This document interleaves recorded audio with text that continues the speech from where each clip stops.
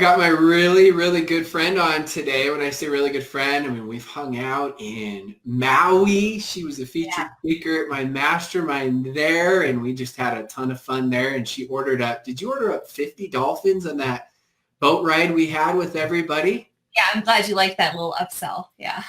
Pretty crazy. It's pretty crazy. We've hung out where? Vegas for Eric's event, A&MP events down in Texas. So just some fun events.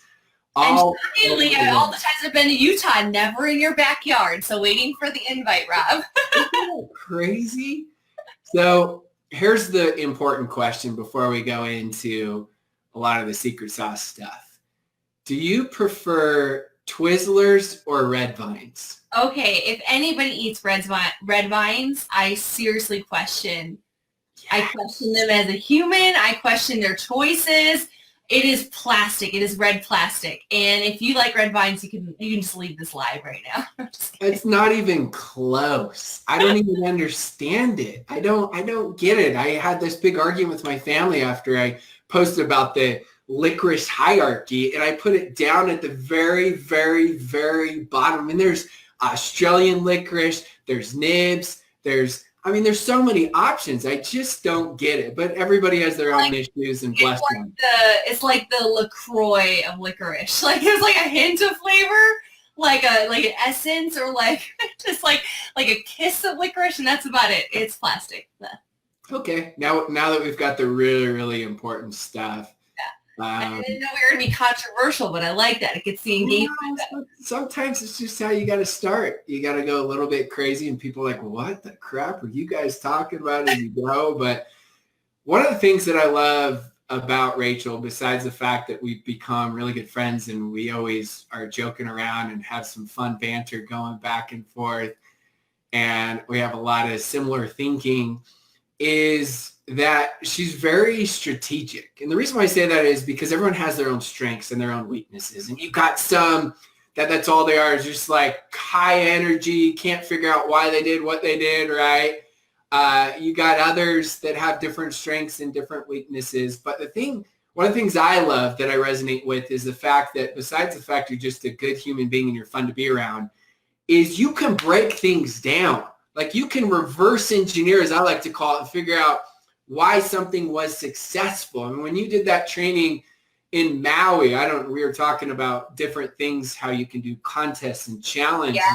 I don't know. I think I know it's like 15 steps. It wasn't just, you just do one when you feel like it. And so I'd love for everyone to hear a little bit more on your philosophy with systems and what you do as far as systems to make it work, because it's kind of hard in the sense that you got to make it really simple that everyone can do it. And then there's like layers upon layers as you go. And I think you're one of the very, very best in the entire profession. So that's why I didn't even tell you I was going to ask you this question. So I'm putting you on the spot. No, we're going off the cuff with this interview. It's all good. Yeah. So, systems is a passion. It's actually probably almost like a love language. Like if you have your physical touch and your words of affirmation, on a business love language, it is my favorite. And I think a lot of it actually stemmed from years and years of doing it very wrong without systems. And you build it for, Rob, I've been doing this now for like 14 years. So you have had experience with doing it without a lot of... You were 12? That's crazy. Oh. It's just nuts. So like, oh my God. When I really think about it, like, wow, like my entire adult life has been network marketing. And after I created, I had a really good run in network marketing, about $100 million in sales in one company in 4 years. And I did it with, we had some company systems, but I really created what I call a monster, and a business that was very people dependent, not system dependent. So therefore myself and my six-figure earners had no freedom. And so when I decided at that point to move to, hopefully my final and forever home, my amazing company I've been with almost 5 years, I knew I had to do it differently. So it took me giving an idea while building, while recruiting, while leading, while doing all that and putting numbers on the board. It took me about 16 months to co-create a team system. And now it's been so successful that the company has used a lot of the IP in creating the system team or company-wide, which is really exciting. Yeah, I think it's one of the most important things is figuring out how to make it simple enough everyone can do it, but as you go. And I know you talked, we'll go back into the interview here, but I know you talked briefly about it. Rachel, we got to co-author a book together, which is a ton of fun, right? As we go. And very first chapter. I know. I'm like so excited. Right here, first chapter. It should just say author superstar as we go. I should just read out. It just gets better as the book goes along. So just your marketing plan? I'm like, what? Like, I want to read that right away when you see that. Obviously, I've read it a million times now. System dependent. Yes. Right? This the stuff we're talking about right here. Adjust, and apply. I mean, this is some in-depth stuff. And we also have in it a total of, with myself, it's a total of 20 different authors that are top earners where you're going to get their recruiting secrets. If you guys, I'm just telling you, all of you, you can go to Recruit Your Way to Six Figures with the number 6.com. You can get it on Amazon. Rachel can put in her link below as well. You can get it from her. You can get it from any of the co-authors. I don't care where you get it. I don't care at all. All I care is that you get it because it's all about impact and influence. And I love just how you and so many of the co-authors broke it down. And you were one of the fastest to get your first draft done because for you, it's just automatic. So newest person launching, tell us a little bit because this stuff, they can get some of the more of it inside the book. We'll just talk a little bit about some more on systems and stuff, but newest person launching. What are some of your philosophies on when somebody starts, what maybe they should do and maybe what they shouldn't do? And if you're watching this applies to you as well because you're always bringing new people on, and that's the duplication really is the launching process is one of the most important parts. Yeah.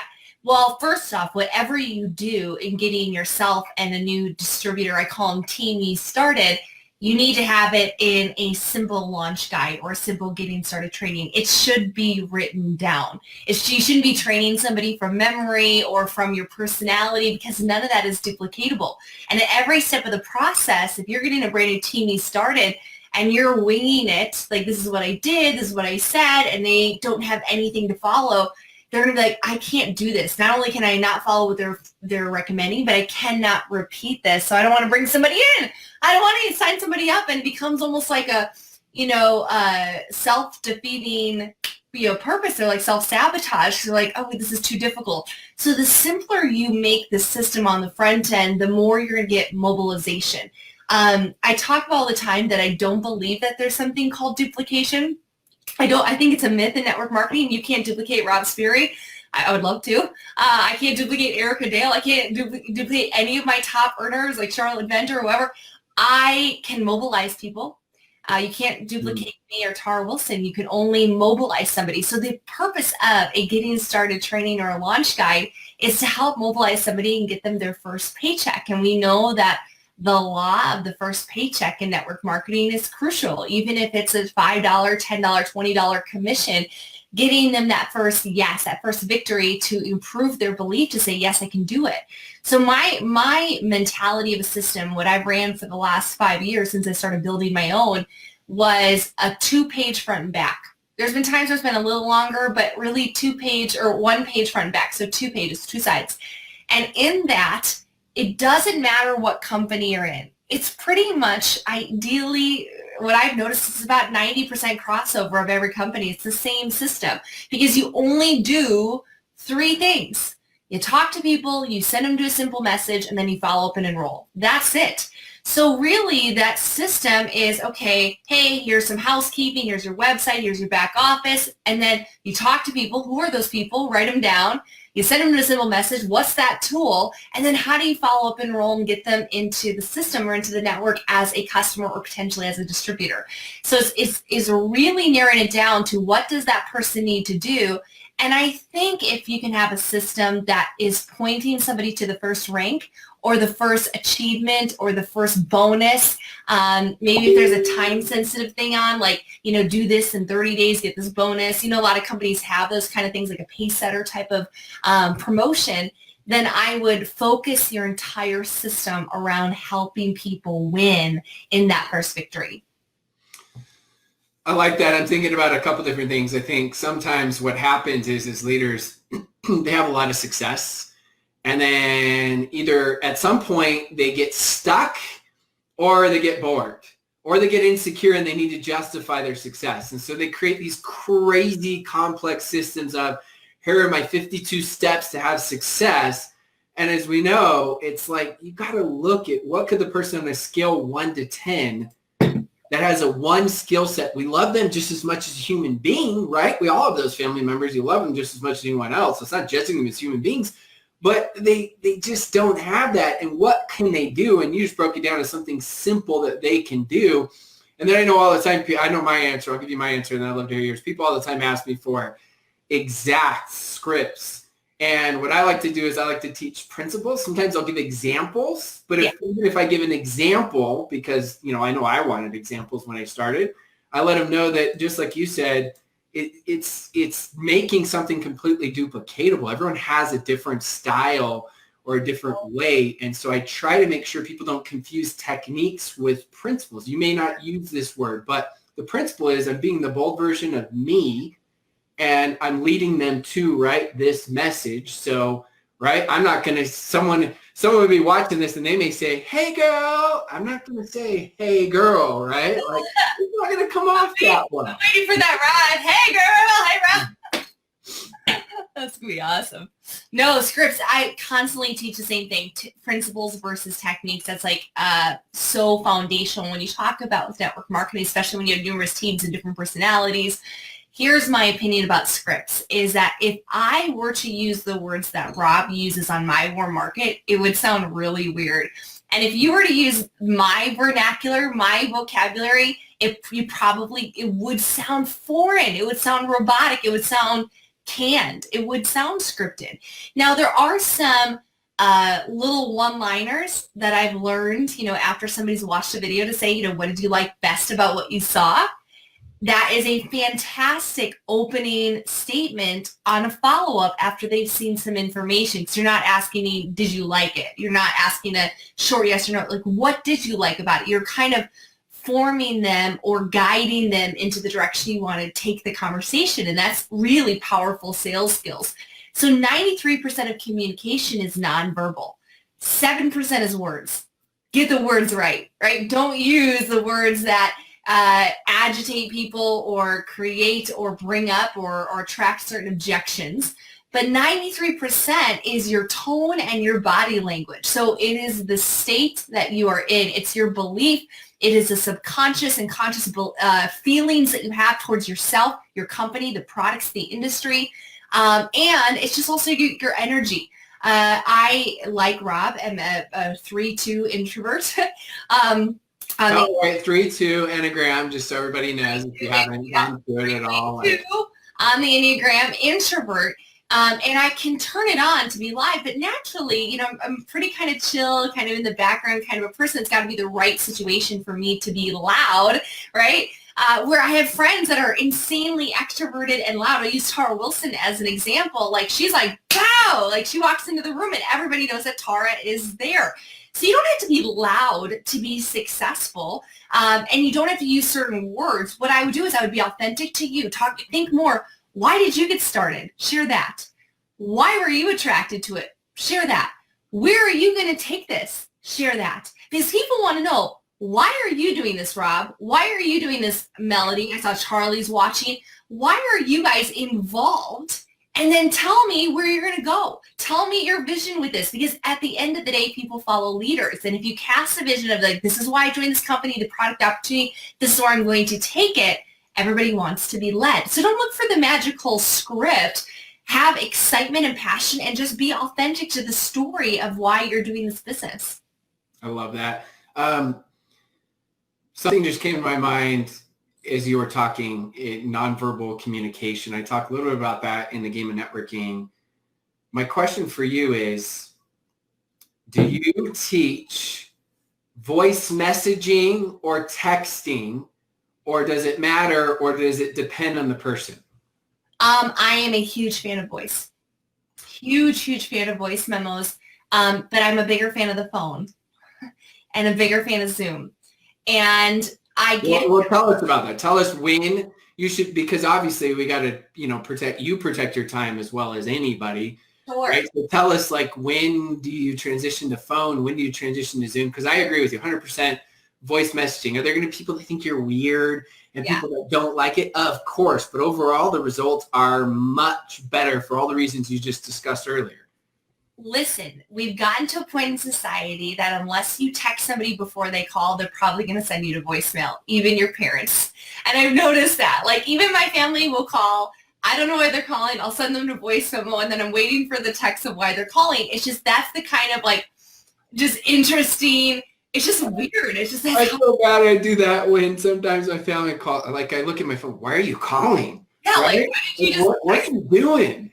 It's just like, that's just where we are as a society. So once you warm up a really quick conversation on text or Facebook Messenger, then I bring it to call. And now I'm at the stage right now where I work a lot of my business in cold and like semi-cold leads, right? I mean, I've been doing this for 14 years. I've recruited thousands of people.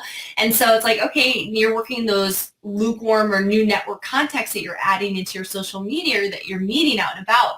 So here's what I do is I start on like a messenger conversation.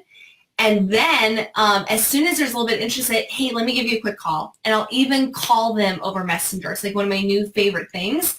And even if I don't know them, even if I've never actually talked to them on the phone, if we don't know each other from Adam when it comes to beyond Facebook, it's so interesting. So they're actually like it. They're like, oh, hey, oh my God, it's so great to get a call. Or sometimes they'll say, I've never gotten a call over Messenger before. That was really cool. And I explain, yeah, I use it all the time. Isn't it so neat? It's so great to put a voice to your name and your profile photo.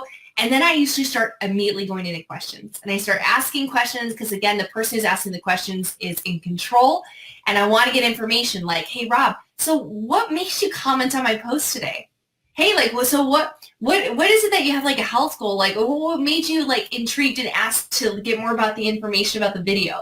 And so I started over text, and then I immediately try to get on the phone, or I try, if I know them well enough, or they've seen a little bit of information, I really try to now move them onto a Zoom, because then I can not only get the voice, but I can get the eye-to-eye contact and build some more rapport and friendship that way. I like it. Couple other things. You've been we're just going rapid fire here, giving you guys as much content as you possibly can. As I always say, just take a couple things and put them in your executables and figure out what's the most important thing to implement first, because I know a lot of times I hear the same thing over and over, and eventually it's like, oh, now I get it. Now it makes sense as you go and you're making things happen. Is you've been incredible at creating culture. You understand culture. You understand the value of everyone. You understand, you know how to make people feel important. You know how to make it, I call it the business behind the business. And I think it's so important because, I know some of you are at different levels, and some of you are like, well, I'm just trying to first make my money back. I get that. But again, as Stephen Covey says, begin with the end in mind. You've got to have that vision as you're accumulating and learning as you go throughout the process. So talk a little bit, how does one create their own culture, even if they only have a team of 2 or 3 and they want to start taking charge, let alone, of course, it becomes much bigger and bigger? Yeah, it's a loaded question that could probably be a workshop in its own, right? Because the higher that you go, the larger your team, the more intensely needed is culture, but also the challenge is because then you have subcultures within your culture. I often call it, using terms like economy. So you have the macro economy and then you have the micro economy. So I'm a leader of leaders, and so we have subcultures, right? And I think that you can decide, first off, you can make one decision. Are you authoritarian or are you laissez-faire? The first decision, because that sets the tone to every type of sponsoring and management and conversation and drive and speed, which is culture inside of your team. So I worked in a very authoritarian environment, and it was productive, and we did millions in sales, and we all about died. Because you're grinded out every single day with that type of leadership. And then on the flip side, laissez-faire, a lot of people will feel good because they're not going to be pushed, because there's not going to be a lot of positive pressure on them. But you're going to lose a lot of runners, a lot of the red personalities that need a challenge, that want numbers on the board. And so I find myself a little bit more towards laissez-faire, but then authoritarian, but that's also just because I was PTSD from my previous company of dealing with that. So that was the first kind of culture thing. Is like, okay, how much of a driver and a pusher do you want to, and you know, a lot of it is I just don't want to burn through people. And we're talking about recruiting your way to six figures. And for a long time, for many years, as a top recruiter in this industry, I would brag and I would boast, pridefully say I was a great recruiter, and I was, because I was putting numbers on the board and earning all the contests and being, you know, on the leadership boards and all that. But since then, my philosophy has changed. Instead of just being a good recruiter, which I am, I recruited 4 people last month, 7 people the month before that. I average about 10 to 11 people a month on average. I got married, so it's been a little crazy. Well, that's a lot, though, for how high you are in your company, in the industry. Yeah, that's actually a ton. That's really good. In phase one, I try to recruit about 100 people a year. I've recruited 450 in the last 4.5 years in my company. And so when we're talking about recruiting for six figures, I don't just want to be a good recruiter. In fact, I don't want to be the best recruiter. I want to be the best keeper. And some of that has to do with the values. And I'll speak to a segment of the audience that is faith-based. My belief, and it's okay if this isn't yours or any, I know it's Rob's, but I believe that I am and everybody is made in the image of God. And so that actually, whatever your core foundational values, usually spiritually, I think they should kind of weave in, not saying that you're running a church or you're, you know, preaching from the pulpit on a Zoom, not at all. But I'm saying whatever your values are, implement them in your team culture. So we created a copyrighted team name, and our philosophy or our mission statement is everyone matters, everything matters. So it's the idea that regardless of race, religion, ethnicity, production, whether you're the hottest recruiter, the biggest superstar, or you put in one person a year or just love the products, everyone matters in our team. And then everything matters is a kind of an overarching thing. It's the fact that everything matters as far as like the respect you give somebody, the way you are acting in integrity about the products, about the opportunity, about the potential, that you're not overstating. We abhor gossip, and we have a whole, kind of manifesto with our team. But that it started with what type of speed and management style is going to be our team. And then from there, it's like, well, how do we look at this team? How do we value this team? What do we want I didn't want to be the fastest team in my company. I loved being a fast leader. I loved breaking records. But more importantly, I still wanted to be here 10 years from now with a lot of the same faces. I didn't want to burn through a Rolodex of names every single year. I wanted, kind of like the Yankees, to have a slightly starting different roster every year, but a lot of the same faces. And that is our team. And we've been really blessed to have extremely high retention because I think people do feel loved. And I'm open to taking criticism, feedback, critique of how we can improve our culture all the time. But I want it to be kind of a big love fest. I want people to feel safe and valued inside of our opportunity, because at the end of the day, only a certain amount of people are going to make money. Only a few will make extraordinary money. The grand majority are going to be here for the love, the experience, the growth, the camaraderie, the challenge, the fun. And so we want to make sure that we really amplify those other benefits as the money takes a while to come back around. One thing you taught me that you don't even know you taught me. Oh. You want to hear what it is? Okay. Probably at A&MP 4 years ago. And I don't know if it was the one where we were both speaking at on the panel together. Probably. I can't remember. I get them all confused now, right? But it was one thing of, I was always big on niches to riches. And I was always big on, if you're everything to everyone, you're nothing to no one. And I was always big on doubling down on your niche and who you are, and your vibe attracts your tribe. But there was a big missing piece in that. And the big missing piece in that is I was constantly teaching that never talk about anything that's controversial. And I remember you saying, you won't remember this, but you saying, well, I just look at it like, basically what I was saying is I was saying all this, but then you're saying, well, great, why would you not then? And you said, I talk about things that are controversial because you believe in them. Now, of course, if you're listening to this and it's something like, if you're not passionate about politics, then don't talk about it.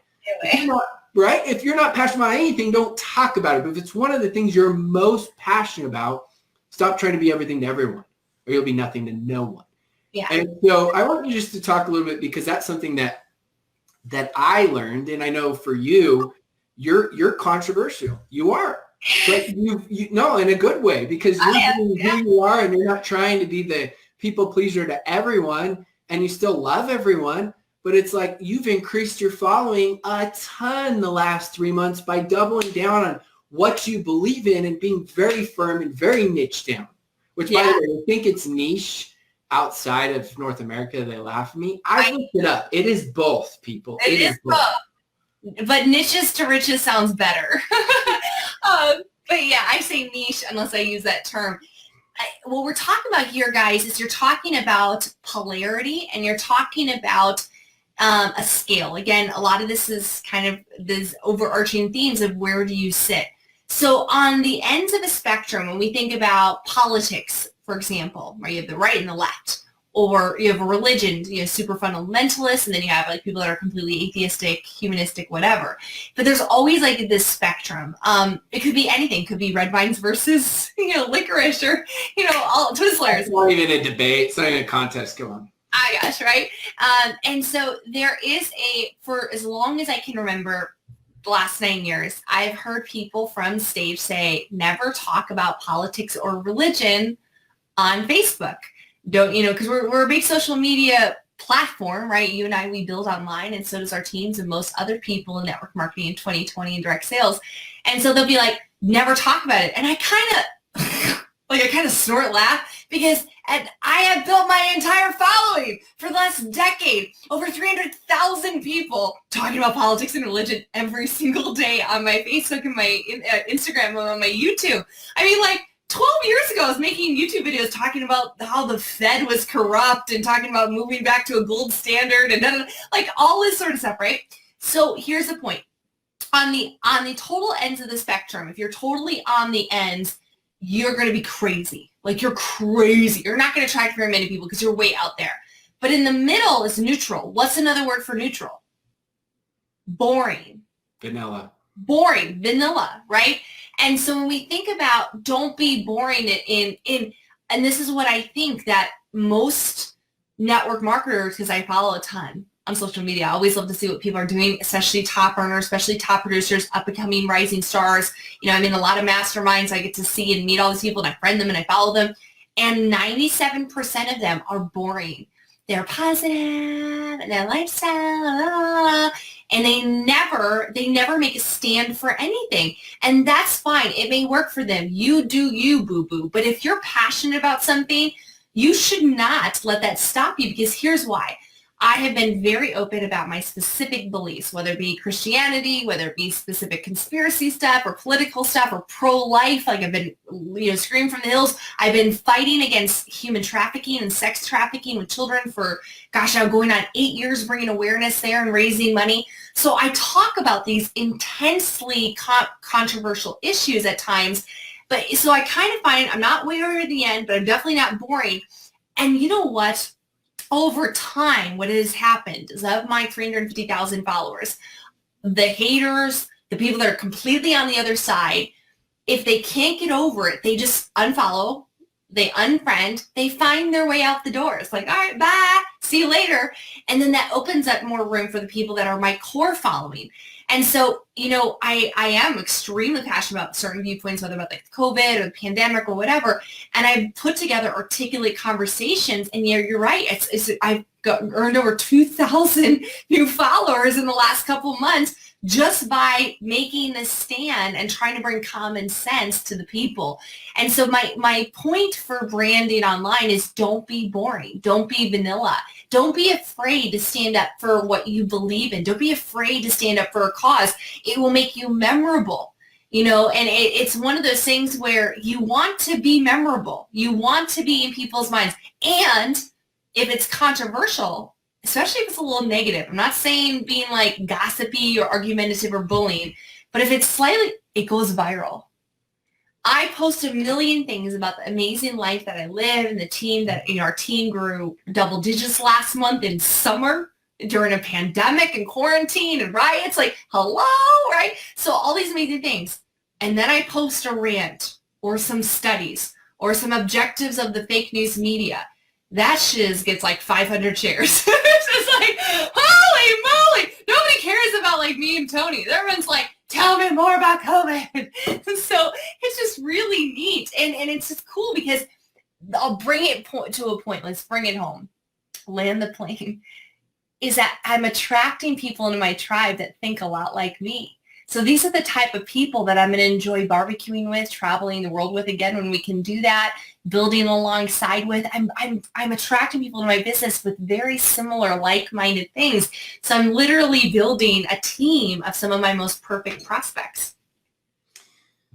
It's interesting how much better retention that creates as well, because amateurs convince experts, sift and sort. And when you become a shapeshifter, and you're trying to basically, right, just be the person they want you to be. And everyone never works, right? It just doesn't work. And so I think it's so important that, yes, you got to identify what your brand buckets are. You got to identify the things you're most passionate about. If it's something you're not passionate about and you're just trying to make a statement to make a statement, it's not going to work. Rachel's talking about things that she genuinely believes. She's talking about things that she's extremely passionate about. She becomes very knowledgeable about. I mean, she'll even send me like, hey, just made this post, check it out. And then I'll take it and like send it to like the family thread.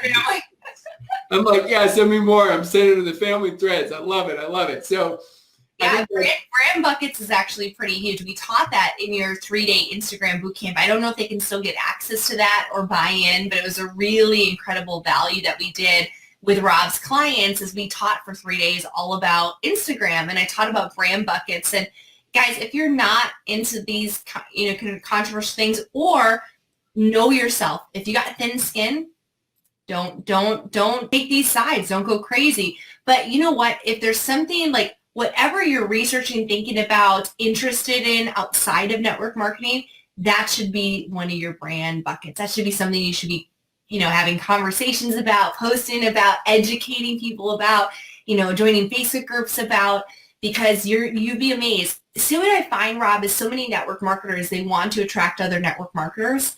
I find that extremely vulturistic. Is that a word, vulturistic? It's one now if it wasn't. So yeah, it is now. Like, don't be a vulture in network marketing. Certainly people are I moved to a new company almost 5 years ago. I get it. I understand. I would rather find my perfect prospect in a religious or political group or a bulldog group or a health group that has either never done network marketing or is currently not in the industry, and bringing them to a better way, which is direct sales. So that's just another way that I find a lot of people that, I'm not cross-recruited into other companies, because I'm finding fresh new prospects based on my beliefs and interests. Well, it's so much easier as well, because there's no comparing what was right, what was wrong, and people trying to take shortcuts by trying to recruit other network marketers. Look, I made a post about this. You probably saw it in the Leader Leaders today in our 6 and 7 figure earner club. And I talked specifically about that. Like, you don't try to recruit other network marketers. You genuinely support them, help them, love them, be friends with them. And yes, if they're ever going to leave, they're probably going to reach out to you, but that's not your intent. And that's not how you go about it. So we've got one last question here. What happens when people start arguing with you? Do you respond? Depends on if you know them. I've noticed that there's a few people. Have you ever seen Ace Ventura? The one when he's in Africa. Have you ever seen that one, Rob? Of course. Remember when he was in the fake rhino and all of a sudden the AC went out and like the little fan went out and he starts taking off his clothes? You remember this? You know the scene, right? You guys, in the comment below if you guys know what I'm talking about. And he's in the rhino and he's sweating so bad. He gets naked. He's like, I got to get out. Then he notices there's a little hole and it's like the rhino's butt. So he starts going through the hole, and at the same time, this family with like children is like driving by, and they're like, "Mommy, look, Daddy, look, the rhino's giving birth." And Jim Carrey flops out of the rhino's behind like buck naked, and it's like, "Oh God!" So here's the picture I'm going to leave you with. Some people, they just come on your page to troll, and they look like that, like Ace Ventura coming out, like like all like demented and messed up. I'm like, please, like that is your purpose, is just to come on here and like scare the children and like frustrate every single person around here. Those people I block if I don't know them. I actually had this recently. I knew somebody a long time, probably 8 years. We're not friends. We don't have a lot in common. We happen to be in business together twice, 2 different times. And this person was the Jim Carrey out of the Rhino Butt. And I'm like, you know what? I'm just done with it. He has my number. If he ever needs me, he is more than likely to call. I will accept the phone call. But I'm just not going to deal with his hate on my posts, especially when, and I do, Sonia was asking that question, do you interact with them? Yeah. But I've noticed that it's easier to con somebody than it is for them to admit they've been conned. And so when people are very set in their mindset, even presented with facts and information, usually they're just pretty inflammatory, especially in some of these topics we've been talking about lately. People just call me names. And at that point, delete, block, I'm out of there, because it just opens up more room for people that are more like-minded in my tribe. I don't need that negativity. I'm not going to censor my posts intensely, but when somebody gets gnarly, I'm not going after it. Mm-mm. Yeah, so, I think the biggest thing is you just got to protect your own energy. Yeah. Each one of you is different depending maybe on the day, depending on the person. But for me, I mean, I get it all the time now. I just got one yesterday because I made a post on Instagram, and because it was related to God, they said that now I'm unfollowed and made all these like comments and remarks. And probably like 4 or 5 years ago, I would have responded, and I'm like, you know what? That's fine. It's totally good. I'm not mad at them at all. I would have been offended and had animosity. And now I'm like, you know what? Whatever. Like if I'm not for you, that's okay. I still need to make sure I have that abundance mentality of maybe that person's going through issues. Maybe that person's been through things I can't imagine. Maybe that person is just a person I never want to be around. Whatever the reason is, I'm cool with it. Now, every so often, like Rachel said, yeah, I'm going to take the time, and, you know, there's conversations, and sometimes you can get somewhere and you can see their perspective or they can see yours. Just depends as you go. I'm open to having intelligent dialogue, right? Here's a great example. I made a post the other day talking about the whole mask dilemma, wearing masks. And this girl's in my company. She goes, I can't believe I actually looked up to you. Your blatant disrespect for human life you're showing of being someone in a position of influence is so disappointing. You were such an inspiration, especially during your speeches at convention. This was the response, guys. This person's made up their mind. They're calling me an indecent human that doesn't have any respect for human life. I tagged him. I said, I understand it's tough, and I know where you're coming from. Sometimes I've had people I look up to have differing views, and it caught me off guard. Just so you know, my God is the God of the Bible, and he's who I bow down to, and his truth is who I cling to. It's okay if we disagree. I have many people in my life I disagree with, and I don't hate them.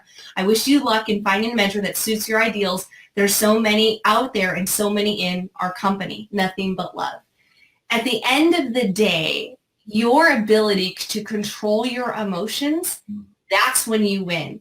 It's emotional intelligence in network marketing that will probably get you further beyond any other skill set that you could take any workshop and recruiting and teaching and systems and branding. But your ability to handle yourself and handle your emotions and, like you said, maintain and modulate your energy, that's huge. So sometimes you just bless and release, as Sonia said, or block and release.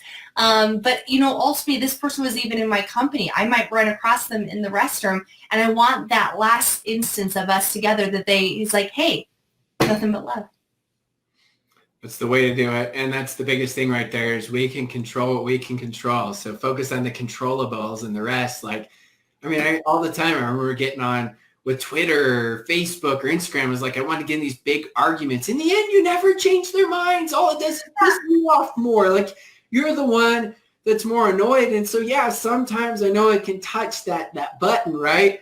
And you're just like, it can be that trigger, but you got to learn that you can control your own emotions, and you make sure you do that. And I love the fact that you just didn't go at them and say, hey, you're a complete idiot. Instead, it's like, kill them with love, kill them with kindness. What does it hurt? Worst case scenario, yeah, they still unfollow you.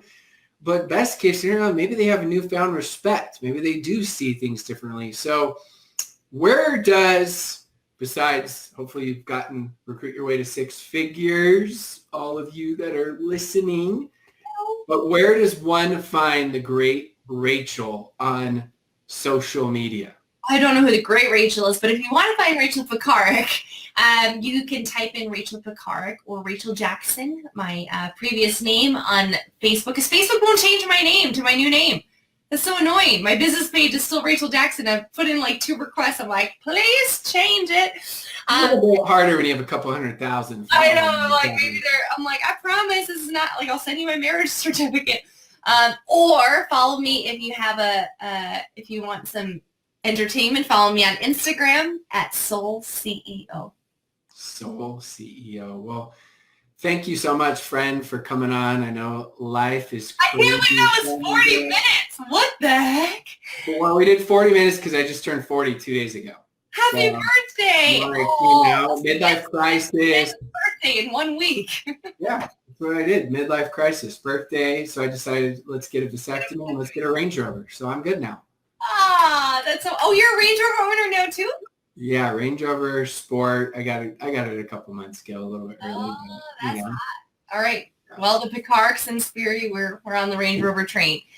Yeah. So same time tomorrow, another 40 minutes, right? Yeah, same time tomorrow, and the next day, and the next day, and the next day. Stay tuned. Go give Rachel a follow everywhere on social media. You will not be disappointed. All right. Bye, guys. Thank you. Thanks so much.